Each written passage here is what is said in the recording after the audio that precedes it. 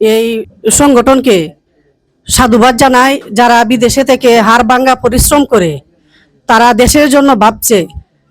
এবং তাদের এই প্রবাসী সমাজ কল্যাণ উন্নয়ন সংস্থার কমিটিকে আমি বিশেষ করে যাদের পরিশ্রমে এই সংগঠনটা তৈরি করা হয়েছে এবং যারা এই সংগঠনের পরিচালনায় আছে, দেশেও যারা আছে, হয়তো প্রবাস থেকে তারা তো আর মনে করেন একজনের একটা মেয়ের একটা বিয়েরই সমস্যা হলো, তারা যখন উদ্যোগ নিবে যে সবাই মিলে আমরা কিছু সহযোগিতা করি, টাকা পয়সা দিয়ে হোক অসহায় দরিদ্রদের কাছে, তখন এটা তো চালাইতে হবে।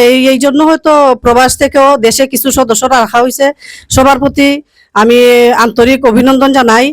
এবং আমি প্রবাসী সমাজ কল্যাণ উন্নয়ন সংস্থার যত সদস্যবৃন্দ, সভাপতি, সাধারণ সম্পাদক অনেক আছে, প্রবাস থেকে যে তারা এই এত পরিশ্রমের পরে দেশের জন্য ভাবছে, সবাইকে আন্তরিক অভিনন্দন ও শুভেচ্ছা জানিয়ে আমি সংক্ষিপ্ত বক্তব্য রাখছি।